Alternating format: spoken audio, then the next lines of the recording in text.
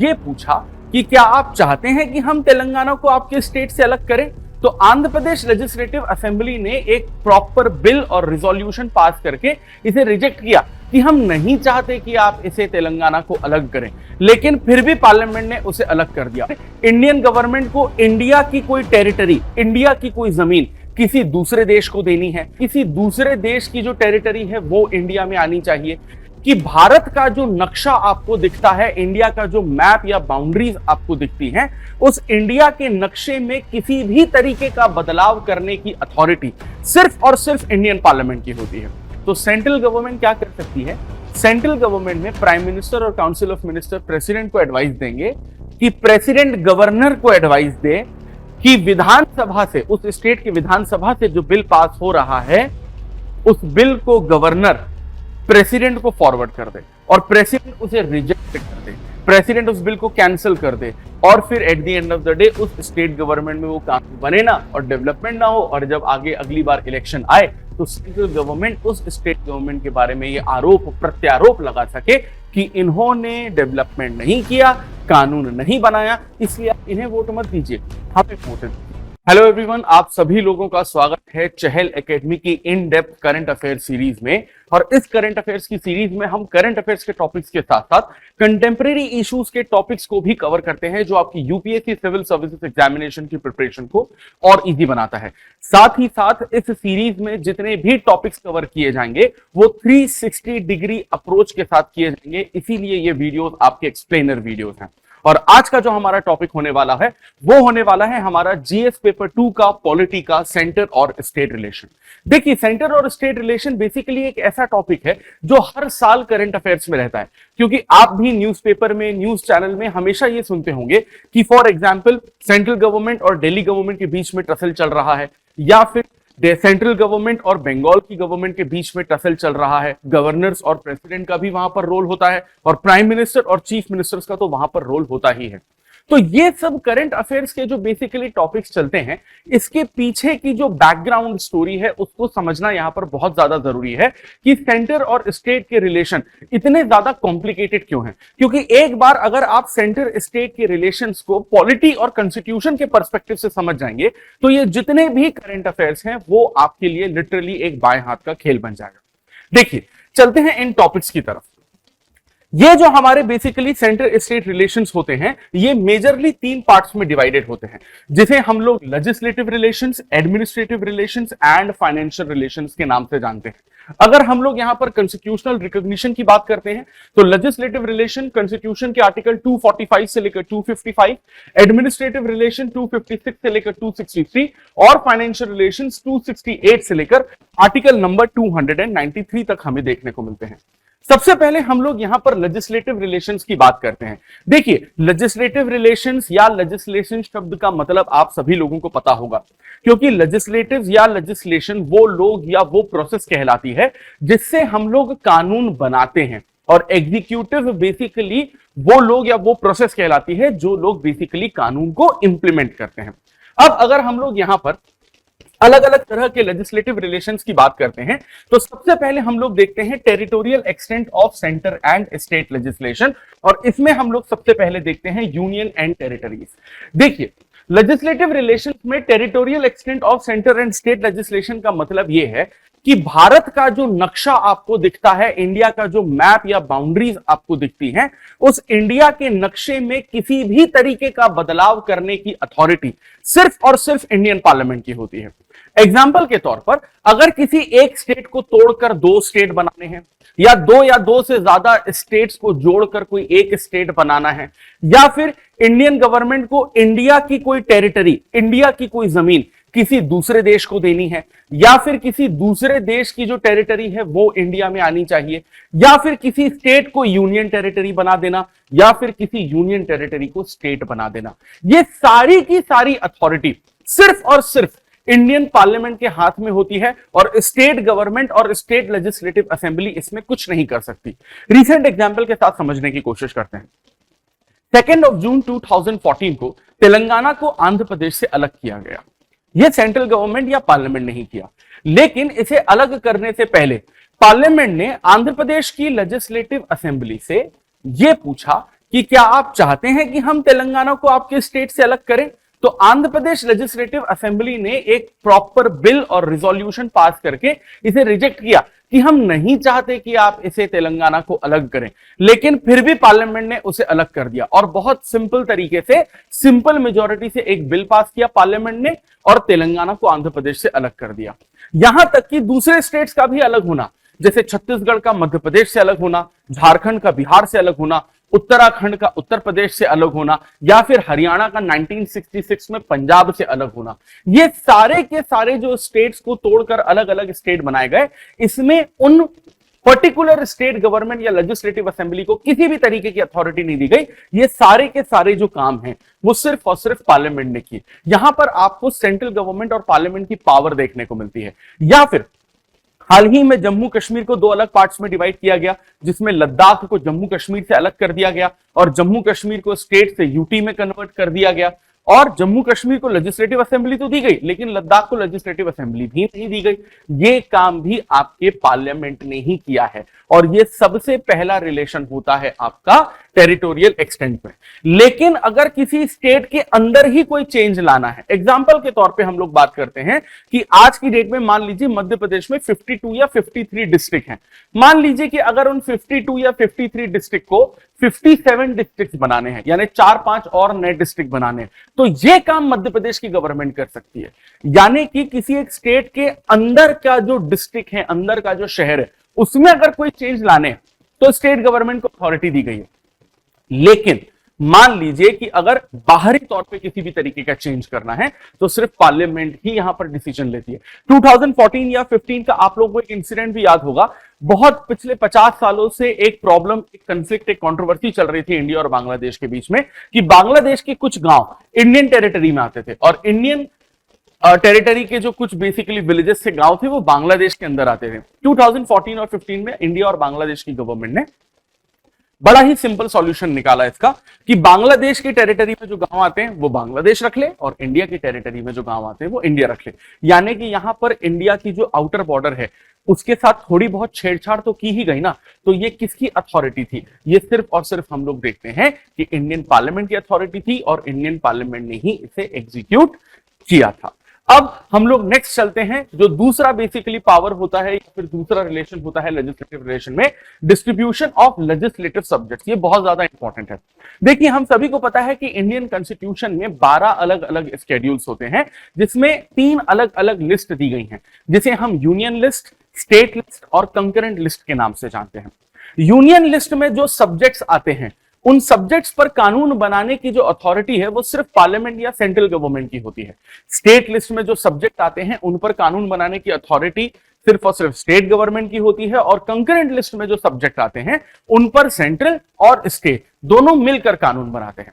Example के तौर पर अगर हम लोग देखते हैं तो यूनियन लिस्ट में bank, currency, defence etcetera etcetera topics आते हैं जिन पर सेंट्रल गवर्नमेंट ही कानून बनाती है। या फिर अगर स्टेट लिस्ट की बात करते हैं तो पुलिस, प्रिजन या पब्लिक ऑर्डर इसमें आता है जिस पर स्टेट गवर्नमेंट कानून बनाती है। और मैरिज और डिवोर्स जैसे सब्जेक्ट की बात करें तो सेंट्रल और स्टेट गवर्नमेंट दोनों मिलकर इस पर कानून बनाते हैं, जो कंकरेंट लिस्ट में आता है। तो ये तो बड़ा सिंपल सा डिवीजन है। लेकिन सेंट्रल स्टेट रिलेशन यहां पर किस तरीके से इफेक्ट करता है? वो इस तरीके से करता है कि अगर कभी भी इंडियन पार्लियामेंट को यह लगता है कि किसी भी एक सब्जेक्ट को एक लिस्ट से उठाकर किसी दूसरी लिस्ट में ट्रांसफर करना है तो वो बहुत सिंपल तरीके से आर्टिकल नंबर 368 के तहत एक कॉन्स्टिट्यूशन अमेंडमेंट बिल लेकर आएगी, जो लोकसभा और राज्यसभा में स्पेशल मेजॉरिटी से पास होगा और half of the legislative assemblies में सिंपल मेजॉरिटी से पास होगा। और फाइनली जो वो बेसिकली सब्जेक्ट्स हैं एक से दूसरी लिस्ट में ट्रांसफर हो जाएंगे। एग्जाम्पल के तौर पर अगर हम लोग देखते हैं तो 42nd कॉन्स्टिट्यूशन अमेंडमेंट 1976, जिसे हम लोग मिनी कॉन्स्टिट्यूशन के नाम से भी जानते हैं, क्योंकि ये इकलौता एक ऐसा कॉन्स्टिट्यूशन था जिसमें 54 आर्टिकल्स के साथ, 54 आर्टिकल्स के साथ किसी भी तरीके की छेड़छाड़ की गई थी। तो यहां पर ये जो 42nd कॉन्स्टिट्यूशन अमेंडमेंट है, इसमें टोटल 5 सब्जेक्ट्स को स्टेट लिस्ट से उठाकर कंकरेंट लिस्ट में डाल दिया गया। यानी 5 सब्जेक्ट्स जिसमें education, forest, weights and measure, protection of wildlife and birds and administration of justice. ये सारे के सारे सब्जेक्ट पहले स्टेट लिस्ट के अंडर आते थे, यानी स्टेट गवर्नमेंट उन पर कानून बनाती थी, लेकिन इसे किस में डाल दिया गया? कंकरेंट लिस्ट में डाल दिया गया। यानी कि अब उस पर स्टेट गवर्नमेंट और आपकी सेंट्रल गवर्नमेंट दोनों मिलकर कानून बनाएंगे। तो यहां पर आपको देखने को मिल रहा है ना कि स्टेट गवर्नमेंट की पावर को थोड़ा सा कम किया गया है और सेंट्रल गवर्नमेंट की पावर को यहां पर बढ़ा दिया गया है। और यही छोटे छोटे वो टॉपिक होते हैं जिसकी वजह से आप ढेरों दूसरे महीने करंट अफेयर्स पढ़ने को मिलते हैं आपको, जहां पर सेंट्रल गवर्नमेंट और स्टेट गवर्नमेंट के बीच में प्रॉब्लम्स क्रिएट होती हैं। अब अगर हम लोग कुछ और लेजिस्लेटिव रिलेशंस की बात करते हैं तो उसमें कुछ आते हैं parliamentary legislation in the state field. इसका मतलब क्या होता है? देखिए, इसमें सबसे पहली चीज आती है when Rajya Sabha passes a resolution. देखिए, यहां पर समझने की कोशिश करिए। लोकसभा इलेक्शंस जो करवाए जाते हैं वो सेंट्रल गवर्नमेंट, नेशनल गवर्नमेंट या प्राइम मिनिस्टर को इलेक्ट करवाने के लिए करवाए जाते हैं। तो यानी कि जो लोकसभा में लोग बैठे हैं वो तो एक तरीके से आपकी नेशनल लेवल की पॉलिटिक्स या सेंट्रल गवर्नमेंट को रिप्रेजेंट कर रहे हैं, लेकिन राज्यसभा जो सेकंड हाउस बनकर बैठा है पार्लियामेंट में, राज्यसभा जो है इंडिया के 28 स्टेट्स और वो यूनियन टेरिटरी जहां पर लेजिस्लेटिव असेंबली है उनको रिप्रेजेंट करता है। क्योंकि लोकसभा के मेंबर्स का इलेक्शन तो डायरेक्ट इलेक्शन होता है, जैसे कि अगले साल 2024 में लोकसभा इलेक्शंस हैं, तो आप और मैं वोट देंगे और अपने अपने लोकसभा मेंबर्स और अपनी नेशनल गवर्नमेंट को चुनेंगे। लेकिन राज्यसभा में जो 245 मेंबर्स होते हैं वो कहां से आते हैं? हर स्टेट की खुद की एक लेजिस्लेटिव असेंबली होती है और वो लेजिस्लेटिव असेंबली के जो मेंबर्स होते हैं, जिन्हें हम लोग एमएलए या विधायक कहते हैं, वो आपस में वोट डालकर राज्यसभा के मेंबर्स को राज्यसभा भेजते हैं। यानी कि राज्यसभा के मेंबर्स का इलेक्शन आप और मैं नहीं करते, वो इनडायरेक्ट इलेक्शन होता है। एग्जांपल के तौर पर उत्तर प्रदेश में लोकसभा की 80 सीटें हैं, यानी कि अगले साल जब लोकसभा इलेक्शंस होंगे तो 543 में से 80 लोग उत्तर प्रदेश से चुनकर आएंगे। और उत्तर प्रदेश में जो विधानसभा सीटें हैं, जो स्टेट गवर्नमेंट की सीटें हैं, वो आपको अलग देखने को मिलती हैं। करेक्ट। अब जो राज्यसभा की टोटल सीट्स हैं उत्तर प्रदेश में वो है 31। तो उत्तर प्रदेश में जितने भी टोटल आपके विधायक हैं, जो हैं आपके बेसिकली 403, तो वो 403 विधायक 31 लोगों को चुनेंगे जो राज्यसभा में जाकर बैठेंगे। यानी कि राज्यसभा अगर कोई बिल पास करती है, राज्यसभा किसी चीज को परमिशन देती है, तो यह माना जाता है कि देश के हर स्टेट गवर्नमेंट ने उसके लिए परमिशन दे दी है, क्योंकि हर स्टेट गवर्नमेंट को तो आप पार्लियामेंट में बिठा नहीं सकते ना, इसलिए स्टेट गवर्नमेंट को रिप्रेजेंट करवाने के लिए आपने राज्यसभा एक नया हाउस बनाया हुआ है। अब यहां पर सेंट्रल स्टेट रिलेशन में इस चीज का क्या लेना देना है? लेना देना यह है कि कई बार ऐसा होता है कि नेशनल इंटरेस्ट के नाम पर राज्यसभा को यह लगता है कि कोई एक सब्जेक्ट है जो स्टेट लिस्ट में आता है और वो स्टेट लिस्ट के सब्जेक्ट पर कानून बनाने की अथॉरिटी स्टेट गवर्नमेंट के पास है। लेकिन अगर राज्यसभा को लगता है कि यह बेहतर होगा कि इस स्टेट लिस्ट के सब्जेक्ट पर स्टेट गवर्नमेंट या राज्यसभा कानून न बनाए बल्कि पार्लियामेंट ही कानून बनाए जिसमें लोकसभा का मेजर रोल हो, तो अगर टेम्पररी पीरियड के लिए राज्यसभा ये चाहे तो ये कर सकती है। इसके लिए राज्यसभा जो है स्पेशल मेजॉरिटी से एक रेजोल्यूशन पास करेगी और पार्लियामेंट को ये अथॉरिटी दे देगी कि भाई साहब स्टेट लिस्ट का जो ये पर्टिकुलर सब्जेक्ट है, आप पुलिस ले लीजिए, पब्लिक ऑर्डर ले लीजिए, जो भी आपका मन हो, ये पर्टिकुलर जो सब्जेक्ट है स्टेट लिस्ट का, इस पर स्टेट गवर्नमेंट कानून नहीं बनाएगी, इस पे पार्लियामेंट कानून बनाएगी, क्योंकि देश के लिए ज्यादा जरूरी है कि पार्लियामेंट इस पर डिसीजन ले। और ये जो बेसिकली बोला जाता है कि आप डिसीजन लीजिए, इसका एक टाइम पीरियड होता है 1 साल का। यानी कि मान लीजिए अगर मैं पार्लियामेंट हूं और आप स्टेट गवर्नमेंट है और मेरे पास अथॉरिटी आ चुकी है आपकी स्टेट लिस्ट के किसी एक सब्जेक्ट पर कानून बनाने की, तो जो मैं कानून बनाऊंगा वो 1 साल तक वैलिड रहेगा। It will be valid for 1 year. और अगर मुझे इसकी वैलिडिटी को बढ़ाना है तो 1 साल बाद फिर से राज्यसभा एक नया रेजोल्यूशन पास करेगी और फिर से मैं उसके लिए कानून बनाऊंगा। यानी कि 1 year at a time validity रहेगी और इस वैलिडिटी को आप 1-1 साल करके जितनी बार भी चाहें उतनी बार बढ़ा सकते हैं। ठीक है। दूसरा, हम सभी लोगों ने नेशनल इमरजेंसी के बारे में सुना ही है। कॉन्स्टिट्यूशन के आर्टिकल नंबर 352 के तहत हमें नेशनल इमरजेंसी देखने को मिलती है। नेशनल इमरजेंसी देखिए अलग अलग सिचुएशंस में लगती है। मान लीजिए कि अगर किसी दूसरी कंट्री ने हम पर वो अटैक कर दिया, यानी एक्सटर्नल अग्रेशन हो गया, या फिर हमारा और किसी पड़ोसी देश का आपस में लड़ाई हो गई, वॉर हो गया, तो अग्रेशन वहां से भी आ रहा है और यहां से भी आ रहा है, तो एक्सटर्नल अग्रेशन पे भी नेशनल इमरजेंसी लगती है, वॉर होने पर भी नेशनल इमरजेंसी लगती है। और फिर हम लोग देखते हैं कि अगर इंडिया के अंदर आर्म्ड रिबेलियन हो गया, यानी सिविल वॉर जैसी सिचुएशन क्रिएट हो गई, तब भी आर्टिकल 352 के तहत नेशनल इमरजेंसी लगाई जा सकती है। लेकिन जब नेशनल इमरजेंसी लगती है तो लेजिस्लेटिव रिलेशंस जो है बहुत बुरी तरीके से इफेक्ट होते हैं, क्योंकि स्टेट लिस्ट के जितने भी सब्जेक्ट्स होते हैं जिन पर कानून बनाने की अथॉरिटी सिर्फ और सिर्फ स्टेट गवर्नमेंट के पास होती है, वो पूरी की पूरी स्टेट लिस्ट के सब्जेक्ट पर अथॉरिटी जो होती है कानून बनाने की, वो पार्लियामेंट के पास चली जाती है, क्योंकि इस वक्त नेशनल इमरजेंसी लगी हुई है। ठीक, अब हम लोग एक बहुत इंटरेस्टिंग लेजिस्लेटिव रिलेशन के टॉपिक पर आते हैं, जिसमें हम लोग देखते हैं when states make a request. देखिए ऐसा है कि स्टेट लिस्ट के नाम पर हमने बहुत सारे सब्जेक्ट्स पर कानून बनाने की अथॉरिटी स्टेट गवर्नमेंट को दी हुई है, यह बात बिल्कुल सच है। लेकिन कई बार ऐसा होता है कि स्टेट गवर्नमेंट कभी कभी डरती हैं, घबराती हैं किसी एक सब्जेक्ट पर कानून बनाने में, कभी कभी वो नर्वस हो जाती हैं, या फिर कभी कभी उन्हें वो कॉन्फिडेंस नहीं रहता कि अगर हम इस स्टेट लिस्ट के सब्जेक्ट पर कानून बनाएंगे तो वो सक्सेसफुल होगा या नहीं होगा। तो यहां पर बेसिकली जो आपकी पार्लियामेंट है वो आपकी स्टेट गवर्नमेंट की मदद करने आती है। इंडिया में 28 स्टेट्स हैं और 3 ऐसी यूनियन टेरिटरी है जहां पर लेजिस्लेटिव असेंबलीज हैं, that is Delhi, Puducherry and Jammu and Kashmir.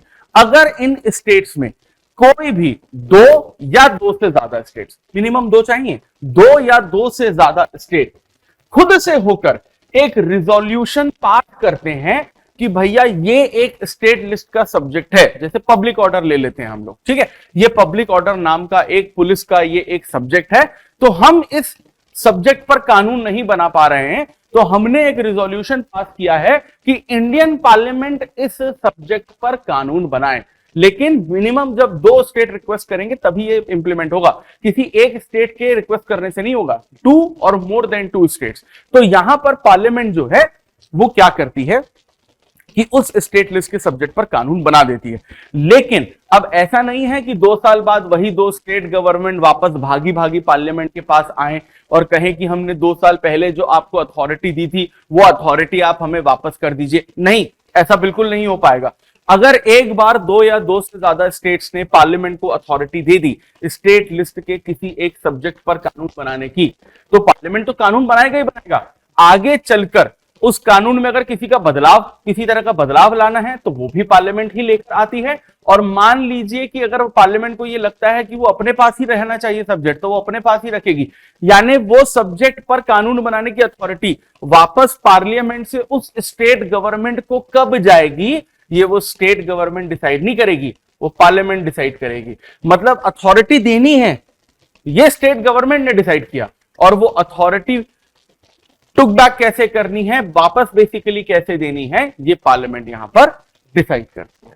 ठीक है, चलिए अब इसके अलावा मान लीजिए कि यहां पर किसी भी तरीके का इंटरनेशनल अग्रीमेंट जो है अगर वो इंप्लीमेंट करना है, तो स्टेट गवर्नमेंट सेंट्रल गवर्नमेंट को किसी भी चीज के लिए मना नहीं कर सकती। आप समझने की कोशिश करिए, इंटरनेशनल सोलर अलायंस ISA का जो हेडक्वार्टर है वो दिल्ली NCR रीजन में, जो हरियाणा स्टेट में ऑफिशियली आता है, गुरुग्राम, वहां पर उसका हेडक्वार्टर है। ठीक है, अब इंटरनेशनल सोलर अलायंस में हमारे प्राइम मिनिस्टर जाते हैं और सोलर पावर जो है उसको और ज्यादा अवेयरनेस उसकी जगह के आते हैं, और एक नया इनिशिएटिव इंडिया लेकर आते हैं कि भाई जितने भी ट्रॉपिकल और सब ट्रॉपिकल रीजन की जो कंट्रीज हैं यहां पर सनरेज सबसे ज्यादा पड़ती हैं, तो सोलर पावर जो है यहां पर सबसे ज्यादा जनरेट हो सकता है। और प्राइम मिनिस्टर ने इन सभी कंट्रीज को एक नया नाम भी दिया, सूर्यपुत्र। ठीक, तो अब वही इंटरनेशनल सोलर अलायंस जो है उसका हेडक्वार्टर गुरुग्राम में है, तो ऑब्वियस सी बात है कि वहां पर ऑफिस बनेगा। सर ऑफिस बनेगा तो रिसोर्सेस लगेंगे, जमीन लगेगी। तो आपको क्या लगता है, क्या हरियाणा गवर्नमेंट सेंट्रल गवर्नमेंट को मना कर सकती है कि हम नहीं दे रहे तुम्हें जमीन, आपको कहीं और बनाना पड़ेगा, हम आपको अपनी जमीन नहीं देंगे? नहीं मना कर सकती, क्योंकि ये आपके कॉन्स्टिट्यूशन में लिखा है कि अगर किसी भी तरीके के इंटरनेशनल अग्रीमेंट को अगर इंप्लीमेंट करना है तो स्टेट गवर्नमेंट को सेंट्रल गवर्नमेंट के साथ पूरी तरीके से कोऑपरेट करना ही होगा। ठीक, अब हम लोग बात करते हैं प्रेसिडेंट रूल की। देखिए कॉन्स्टिट्यूशन में प्रेसिडेंट रूल भी एक प्रोविजन होता है, और मुझे ऐसी उम्मीद है कि प्रेसिडेंट रूल के बारे में आपने पढ़ा या सुना होगा कम से कम। कॉन्स्टिट्यूशन के आर्टिकल 356 के तहत यहां पर किसी भी स्टेट में प्रेसिडेंट लाया जा सकता है। मान लीजिए अगर किसी स्टेट के रिस्पेक्टेड गवर्नर ने प्रेसिडेंट को ये रिटर्न एडवाइस दे दी कि मेरे स्टेट में जो स्टेट गवर्नमेंट है वो कॉन्स्टिट्यूशन को फॉलो नहीं कर रही है, वो कॉन्स्टिट्यूशन के अगेंस्ट जा रही है, या फिर स्टेट गवर्नमेंट का जो मैकेनिज्म है वो बिल्कुल भी अच्छे से काम नहीं कर रहा है, तो गवर्नर की इसी एडवाइस पर इंडिया के प्रेसिडेंट उस पर्टिकुलर स्टेट में प्रेसिडेंट रूल इंप्लीमेंट कर देते हैं। और अगर किसी भी स्टेट में एक बार प्रेसिडेंट रूल इंप्लीमेंट हो जाता है तो उस स्टेट के लिए जो स्टेट लिस्ट के जितने भी सब्जेक्ट्स हैं जिन पर एक वक्त पर यानी कि प्रेसिडेंट रूल इंप्लीमेंट होने से पहले वो पर्टिकुलर स्टेट गवर्नमेंट कानून बना रही थी, अब उस स्टेट के लिए स्टेट लिस्ट के सब्जेक्ट्स पर पार्लियामेंट ही कानून बनाएगी, और पार्लियामेंट तब तक कानून बनाएगी जब तक वहां पर वो प्रेसिडेंट रूल लगा रहता है। ठीक, अब इसके बाद हम लोग यहां पर एक और लेजिस्लेटिव रिलेशंस की बात करते हैं, centres control over state legislation. देखिए ये बहुत ज्यादा इंपॉर्टेंट है। देखिए पार्लियामेंट का मेन फंक्शन होता है कानून बनाने का, और कानून बनाने के लिए पार्लियामेंट अलग अलग तरह के बिल्स पास करती है जिसे हम लोग विधेयक भी कहते हैं। एग्जाम्पल के तौर पर पार्लियामेंट ऑर्डिनरी बिल पास करती है, मनी बिल पास करती है, फाइनेंस बिल पास करती है, कॉन्स्टिट्यूशन अमेंडमेंट बिल पास करती है। इन बिल्स को पहले लोकसभा से पास करवाया जाता है, फिर राज्यसभा से पास करवाया जाता है, फिर प्रेसिडेंट के पास ये सिग्नेचर के लिए जाता है, ये कानून बन जाता है, इंप्लीमेंट होता है और देश का डेवलपमेंट होता है। इसी तरीके से ये प्रोसेस चलती है। लेकिन इस देश में कानून सिर्फ पार्लियामेंट नहीं बनाती, स्टेट लेजिस्लेटिव असेंबलीज भी बनाती हैं। यानी संसद के साथ साथ आप जिस स्टेट में या राज्य में रहते हैं, आपके स्टेट में जो विधानसभा है आपकी राजधानियों में, वो विधानसभा भी बिल्स पास करती है, विधेयक पास करती है और आपके स्टेट के लिए कानून बनाती है। अब देखिए पार्लियामेंट में जो बिल पास हो रहा है वो बिल कानून तब बनता है जब प्रेसिडेंट उस पर सिग्नेचर करते हैं, और किसी स्टेट लेजिस्लेटिव असेंबली यानी विधानसभा में अगर कोई बिल पास होता है तो वो बिल कानून तब बनता है जब उस स्टेट के गवर्नर उस पर सिग्नेचर करते हैं। लेकिन कई बार ऐसा होता है कि किसी स्टेट के जो गवर्नर हैं वो सिग्नेचर करने से मना कर देते हैं और ये कहते हैं कि मैंने as a governor of this state इस बिल को प्रेसिडेंट के लिए रिजर्व करके रखा है। यानी मान लीजिए अगर मैं मध्य प्रदेश का गवर्नर हूं और मध्य प्रदेश की विधानसभा ने किसी तरीके का बिल पास किया और मेरे पास यानी मध्य प्रदेश के गवर्नर के पास भेजा वो बिल, कहा कि इस पे सिग्नेचर कर दो, तो मैंने सिग्नेचर नहीं किया और मैंने आपके पास यानी कि प्रेसिडेंट ऑफ इंडिया अगर आप हैं तो आपके पास वो बिल भेज दिया रिजर्व रखने के लिए कि राष्ट्रपति महोदय, राष्ट्रपति महोदया, आप देखिए आपको कैसा करना है। अब यहां पर सेंटर स्टेट रिलेशन बहुत ज्यादा बुरी तरीके से बिगड़ जाते हैं। क्यों बिगड़ जाते हैं? क्योंकि किसी भी स्टेट के गवर्नर का अपॉइंटमेंट प्रेसिडेंट ऑफ इंडिया करते हैं और प्रेसिडेंट ऑफ इंडिया किसी स्टेट के गवर्नर का अपॉइंटमेंट किसकी एडवाइस से करते हैं? प्राइम मिनिस्टर और काउंसिल ऑफ मिनिस्टर की एडवाइस से करते हैं। तो प्राइम मिनिस्टर और काउंसिल ऑफ मिनिस्टर की एडवाइस से प्रेसिडेंट ने गवर्नर का अपॉइंटमेंट किया है, तो उस गवर्नर की जो लॉयल्टी होती है वो सेंट्रल गवर्नमेंट की तरफ ज्यादा होती है। इसीलिए गवर्नर का एक अल्टरनेटिव नाम भी है agent of the centre government. अब आप इस चीज को समझिए कि मान लीजिए कि सेंटर में कोई एक पॉलिटिकल पार्टी बैठी है और स्टेट गवर्नमेंट में कोई और दूसरी पॉलिटिकल पार्टी बैठी हुई है और सेंट्रल गवर्नमेंट को स्टेट गवर्नमेंट की दूसरी अलग पॉलिटिकल पार्टी को किसी तरीके से परेशान करना है, तो सेंट्रल गवर्नमेंट क्या कर सकती है? सेंट्रल गवर्नमेंट में प्राइम मिनिस्टर और काउंसिल ऑफ मिनिस्टर प्रेसिडेंट को एडवाइस देंगे कि प्रेसिडेंट गवर्नर को एडवाइस दे कि विधानसभा से, उस स्टेट की विधानसभा से जो बिल पास हो रहा है उस बिल को गवर्नर प्रेसिडेंट को फॉरवर्ड कर दे और प्रेसिडेंट उसे रिजेक्ट कर दे, प्रेसिडेंट उस बिल को कैंसिल कर दे, प्रेसिडेंट उस बिल पर पॉकेट वीटो का इस्तेमाल कर दे, उसे अपनी जेब में डाल ले, उस पर कोई एक्शन न ले, उस बिल को पूरी तरीके से डेड कर दे, और फिर at the end of the day उस स्टेट गवर्नमेंट में वो कानून बने ना और डेवलपमेंट ना हो, और जब आगे अगली बार इलेक्शन आए तो सेंट्रल गवर्नमेंट उस स्टेट गवर्नमेंट के बारे में ये आरोप प्रत्यारोप लगा सके कि इन्होंने डेवलपमेंट नहीं किया, कानून नहीं बनाया, इसलिए आप इन्हें वोट मत दीजिए, हमें वोट दीजिए। जो सेंट्रल गवर्नमेंट में पॉलिटिकल पार्टी है उसे ही आप स्टेट में लेकर आइए, क्योंकि स्टेट और सेंटर में अगर सेम पॉलिटिकल पार्टी होगी तो सेंटर स्टेट रिलेशन के जो प्रॉब्लम्स यहां पर हमें पीछे दिख रहे हैं वो देखने को नहीं मिलेंगे। क्या आप समझने की कोशिश कर रहे हैं सेंटर और स्टेट रिलेशन यहां पर किस तरीके से काम कर रहा है? चलिए अब नेक्स्ट हम लोग चलते हैं एडमिनिस्ट्रेटिव रिलेशंस पर। ये तो हमारे सारे के सारे लेजिस्लेटिव रिलेशंस थे। एडमिनिस्ट्रेटिव रिलेशंस की अगर हम लोग बात करते हैं तो यहां पर जो सेंट्रल गवर्नमेंट है वो स्टेट गवर्नमेंट को कुछ डायरेक्शंस देती है और स्टेट गवर्नमेंट को उन डायरेक्शंस को पूरी तरीके से यहां पर फॉलो करना ही होता है, पूरी तरीके से इंप्लीमेंट करना ही होता है।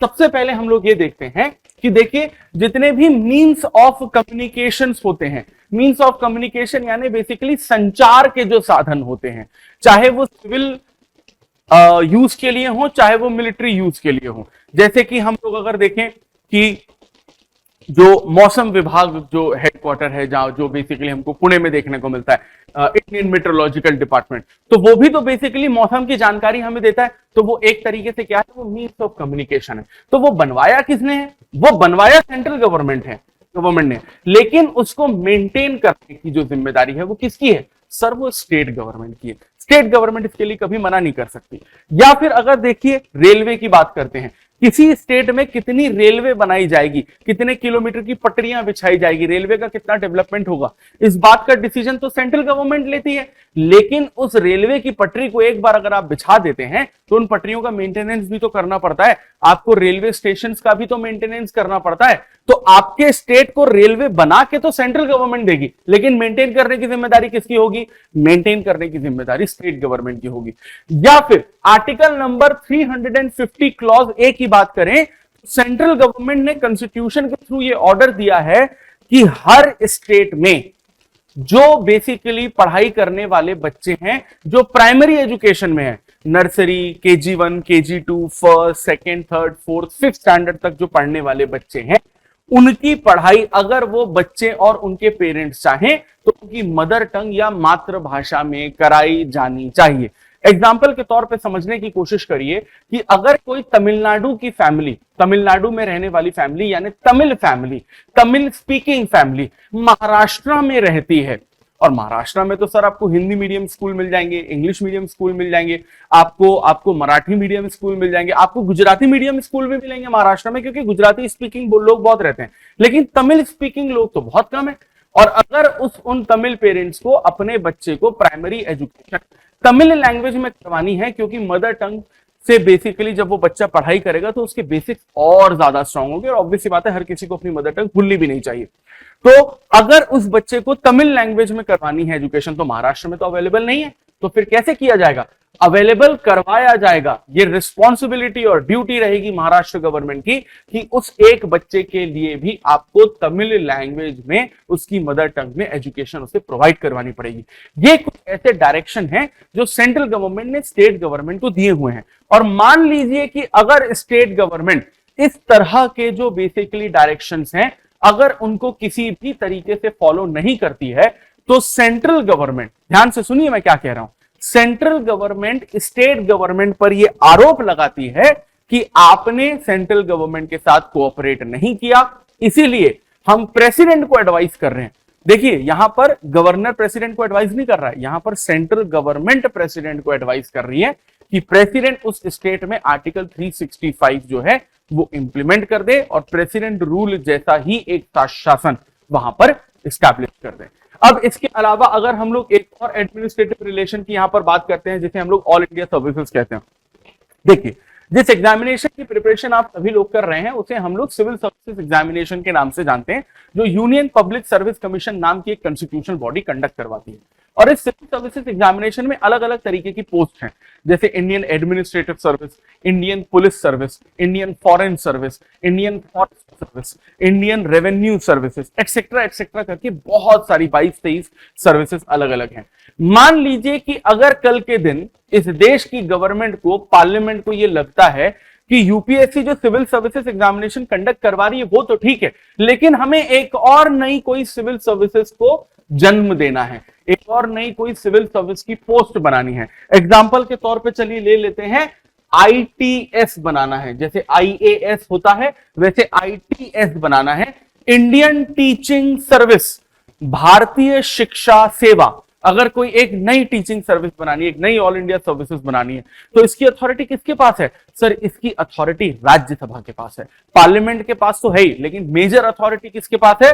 राज्यसभा के पास है। राज्यसभा एक नई सिविल सर्विसेज, जिसे हमने एग्जांपल के तौर पर इंडियन टीचिंग सर्विस का नाम दिया है, एक नई सिविल सर्विसेज को ओरिजिनेट करने के लिए राज्यसभा एक स्पेशल मेजॉरिटी से रिजोल्यूशन या बिल पास करती है और लोकसभा उसको सिंपल मेजॉरिटी से परमिट करती है। अब यहां पर आप देखिए कि ऑल इंडिया सर्विसेज की एग्जामिनेशन है वो सर यूपीएससी कंडक्ट करवा रही है, जो ministry of personnel public grievances and pension के अंडर आती है, जो सेंट्रल गवर्नमेंट का पार्ट है।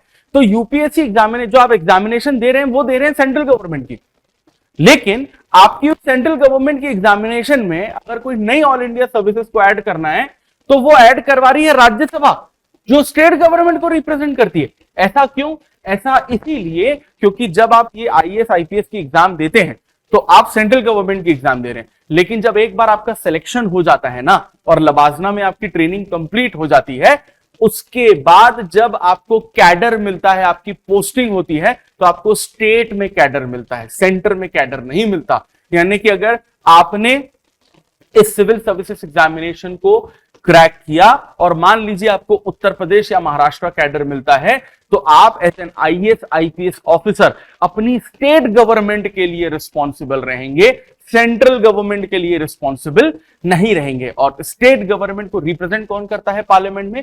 राज्यसभा। इसीलिए यहां पर नई ऑल इंडिया सिविल सर्विसेज की जो पोस्ट होती है उसको बनाने की पूरी रिस्पॉन्सिबिलिटी यहां पर राज्यसभा को ही दी गई है। नेक्स्ट हम लोग थर्ड और लास्ट पॉइंट पर आते हैं, जिसमें हम लोग सेंटर और स्टेट के फाइनेंशियल रिलेशंस की बात करते हैं।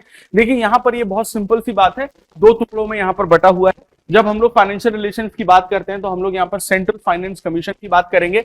Central finance commission Indian constitution के आर्टिकल नंबर 280 के अंडर आता है। सेंट्रल फाइनेंस कमीशन के कुछ बहुत ज्यादा इंपॉर्टेंट काम होते हैं। ऑब्वियस सी बात है कि सेंट्रल फाइनेंस कमीशन के जो चेयरमैन या मेंबर रहेंगे उनका जो अपॉइंटमेंट है वो प्रेसिडेंट ऑफ इंडिया ही करते हैं।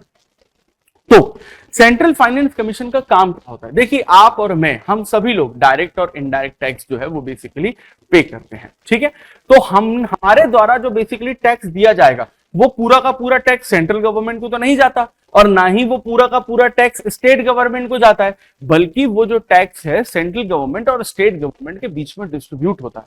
तो अगर 100 रुपए मिले हैं गवर्नमेंट को टैक्स के नाम पर, तो 100 रुपए में से कितने रुपए सेंट्रल गवर्नमेंट रखेगी और कितने रुपए स्टेट गवर्नमेंट रखेगी, इसका final decision central finance commission ही करता है।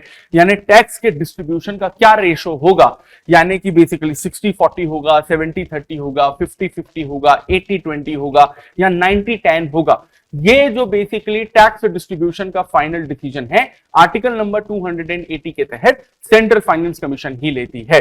और जिस तरह से सेंट्रल फाइनेंस कमीशन स्टेट और सेंट्रल गवर्नमेंट के बीच में टैक्स का डिस्ट्रीब्यूशन करती है, उसी तरीके से एक स्टेट फाइनेंस कमीशन भी होती है, जिसका आर्टिकल होता है 243 क्लॉज आई, जिसे हम आने वाले कुछ वक्त में पंचायत और नगरपालिका में पढ़ेंगे। वो state finance commission state government और पंचायत नगरपालिका के बीच में टैक्स का डिस्ट्रीब्यूशन करती है।